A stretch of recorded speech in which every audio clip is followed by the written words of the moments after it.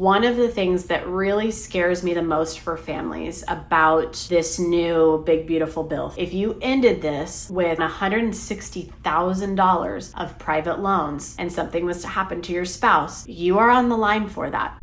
If you're starting dental school in 2026, the big beautiful bill is going to affect you very differently than families like ours. I think a lot of incoming students still might not fully realize how much things are changing when it comes to student loans and borrowing for professional school. In today's video, I want to talk about what I think is crucial for incoming families to be focusing on right now before school starts. You guys are going to be the first group affected by these changes, and gosh, do I feel for you. I wanted to do a quick breakdown of what exactly this means in very simple terms in case you still weren't 100% getting it, because it's a lot. So the three major things that this bill does are, one, it takes away flexibility. So there's fewer repayment plans, less forgiveness structure, and fewer safety nets. Two, it adds hard borrowing limits. So basically you can just no longer borrow up to the cost of attendance. And three, it's going to push people towards private loans. So federal loans aren't necessarily covering costs anymore. You have a $50,000 a year cap on what you can borrow, $200,000 lifetime with a $257,000 total lifetime borrowing. So that's going to include things like undergrad and anything else that you've already previously borrowed. So the big problem with this is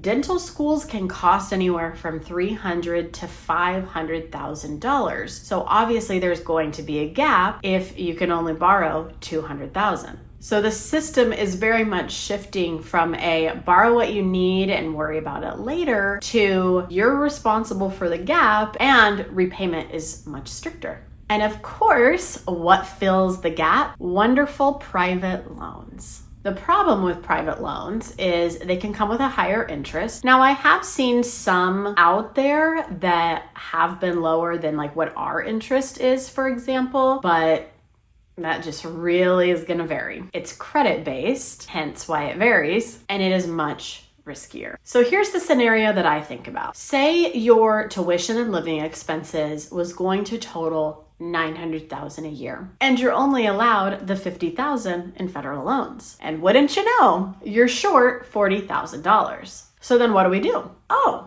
no biggie. We just get a private loan for $40,000. However, the problem with that is where the rest of us didn't have to worry about it before, those banks are going to look at your credit score, your income, debt to income ratio, and if you're going to need a cosigner or not. And then what happens if your credit isn't great? So there's three possible outcomes if that's the case. One, you're flat out just denied. You get no approval and they're not even going to mess with the cosigner. Possibility two is you're approved, but with bad terms. So they could choose to give you a very high interest rate, stricter repayment, less flexibility. You get the money, but it ends up costing way more in the long term. Possibility three, you need a cosigner. That could be your parent, family member, but now they're legally tied to your debt and their credit is on the line. Now, obviously, if your credit is really good and you're able to get great rates and everything works out well, that's best case scenario. And hopefully it doesn't end up feeling in the long run too terribly different than, say, from what our situation would be. When we applied, obviously we were grandfathered in. We didn't have to worry about the big beautiful bill. That wasn't really a concern or a worry for us. However, if we would have had the debt that we had and started or been starting this year, we would have not been able to go. When I did the research and typed in the numbers and what it would have looked like for us with our $20,000 worth of credit card debt, we would have been denied. We would have had to, say, defer a year, try to just absolutely annihilate the debt to even have the possibility to go the following year. It is just really, really interesting. That's not even the right word. It's unfair that fellow families, people that are trying to do this now may have put in all of the hard work, had the grades, the GPA, the DAT score, the everything, and simply don't get to go because they aren't going to get approved for the private loans that they need to be able to attend. It is crazy. crazy. So I want to take the rest of the video just to explain, if I had to do it all over again, if my husband and I, the situation was completely different and we were starting with you guys, assuming that our credit card debt was gone and we were able to go, here's what I would suggest. You absolutely need to focus from this point forward. Hopefully you've already been working on it. You absolutely need to improve your credit score and get it as high as you possibly can. There still is a little bit of time if you can, even if you had to borrow money from someone or something to get any credit card debt, assuming that it wasn't too high that you were going to get denied, any credit card gone so that your score can be as high as possible and you can get the best rates. If you can't, and it's a small amount, but you're not going to be able to get it done by the time you start, when you go to apply again for a private loan, I'm not going to give any guarantees because I'm not an expert in this by any means, but what I have found from my research is that when you went to go ahead and get next year's private loan or had absolutely no debt anymore, you didn't have credit card debt anymore, that you could potentially get a lower rate. So if you can't pay it all off by the time you start, have definitely a plan in place, like we've talked about before, have a plan in place to get it eliminated as soon as possible. And I would also have a potential cosigner in place. I would have somebody that you've talked to, somebody that would be able to have a backup plan in case you're going to need a cosigner. I think that's going to be really important, that you don't wait to the last minute if that's something that you happen to need. Have a plan for that. My second thing that I would do, and this is what we did, ask about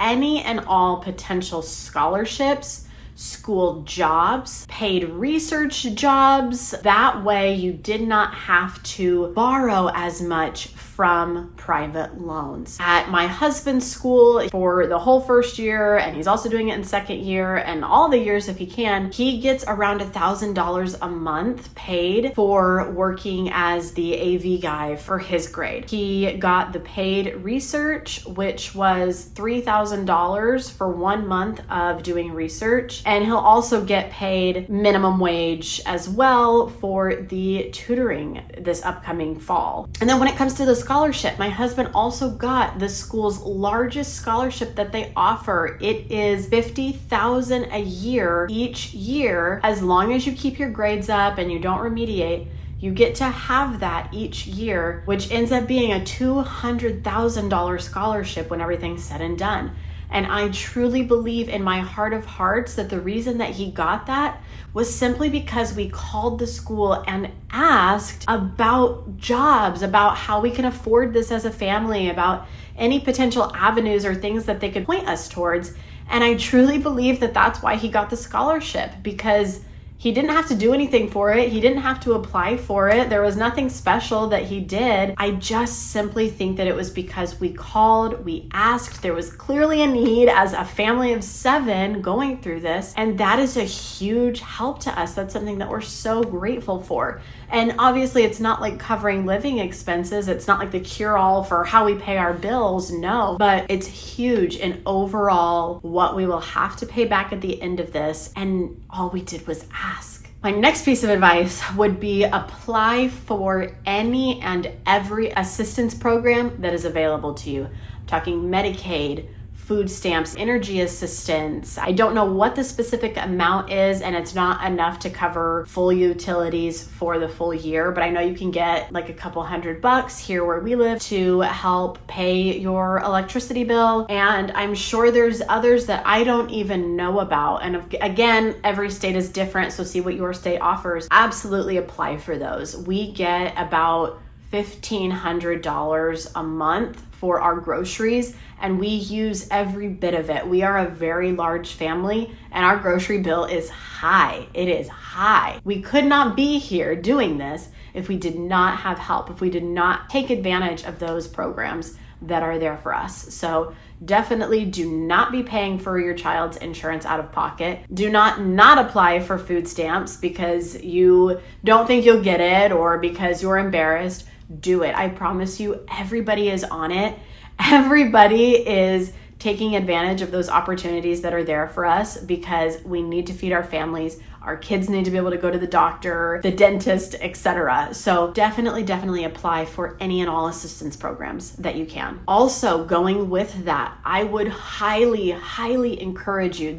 I would say this is what we would do, but we already did it way before. So I would highly encourage you to absolutely get life insurance and potentially even disability insurance. One of the things that really scares me the most for families about this new big beautiful bill thing is, in my situation, since we got in right before all of this craziness, if something happens to my husband, number one, I never signed anything. I was never a co-signer. I am not on the line for his student loans because we're not borrowing any sort of private loans or anything, and it is all federal. If he dies in school, after school, whatever, I am not on the line for his student loans. They go away. They are done. Upon death, they are done. The private loans that you borrow, those will most likely not go away upon death if the worst of the worst was to happen. So if you end this with, we'll use our old number of 40,000. So if you ended this with around $160,000 of private loans and something was to happen to your spouse, you are on the line for that. Whether you were the co-signer or not, those do not just go away because something happens. I absolutely highly encourage get a life insurance policy, and like I said, potentially even disability insurance, so that if something was to happen to your spouse, you do not have to stress about those loans. If you wanted to get it just for the amount that you guys were potentially going to borrow from private loans, I would obviously encourage more than that. My husband and I, a few years ago, got life insurance policies on each other because we do have kids. I think anytime you have children, that is something that you absolutely should do. I think everybody should have, so that heaven forbid something happened to both of you, your kids are taken care of. Definitely in this position, I think the wives in this scenario are so